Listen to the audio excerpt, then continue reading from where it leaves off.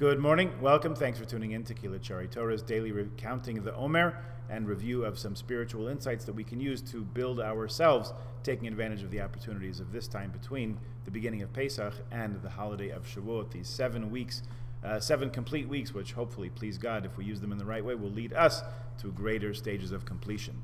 For Thursday, April 21st, the counting last evening was 5 days of the Haomer, Hayom Chamisha Yamim LaOmer. We are taking a peek in Chani Juravel's Sefirat in our lives, transforming our relationships with ourselves, with others, and with Hashem. Here is some of what she writes for day 5.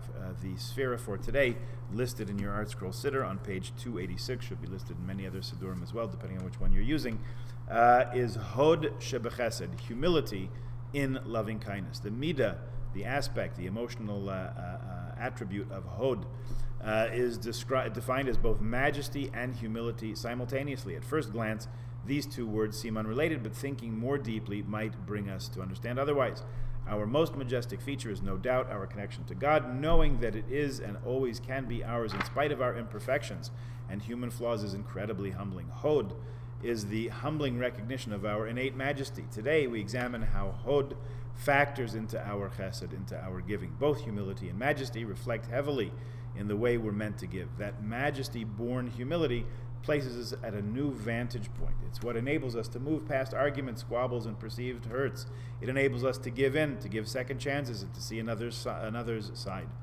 From our majestic and humble point of view, we can allow ourselves to remember another's redeeming qualities even when it's hard. There's a good bit of discussion here. We're going to summarize it just by going to the call for action of the day, which is at the end of each of her chapters here.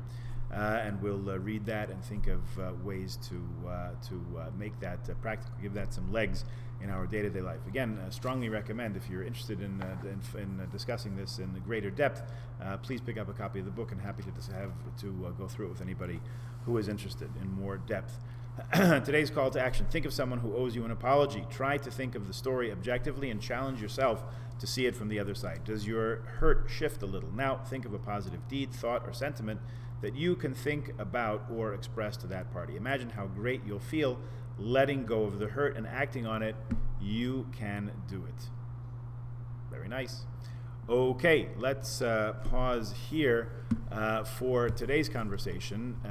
Today is, of course, Erev Yom Tif, so we're going to, you know what, we should probably take a look at the next days also. Let's look at day 6. The counting for day 6, which we'll count this evening after sundown, is, let's see, the counting would be 6 days. 6 days of the Haomer, Hayom Shisha Yamim LaOmer. That's what we'll say tonight after sundown. And the Sefirat of the day, according to the chart in the Siddur there, page 286, is Yesod Shebechesed, bonding in loving kindness. Yesod is our foundation when it comes to building the Sefirat structure. It's the trait that bridges all the previous midot, Chesed, Gevura, Tiferes, Netzach, and Hod, with the next final midah of Malchut, which we'll explore tomorrow. Yesod has 2 meanings: a bond and a foundation. It bonds all the midas we've learned so far with each other. When linked with Chesed, Yesod gives us the chance to explore the foundation of our love and the way we approach the bonds we create with it. So far, we've covered 5 aspects of loving kindness. Is our giving coming from true loving kindness, Chesed? Does it have healthy limits? That was Gevura. Does it take into account a true understanding of another, an appreciation of him or her? That's Tiferes. Is it something we build into our days? That's Netzach. Is it done with a sense of humility? That is Hod. Yesod takes all these attributes and bonds them together, creating the synthesis of a truly loving foundation, one that will define our noble, regal stature of Malchus. There is a 2-page conversation about this here, illustrating and deepening the conversation.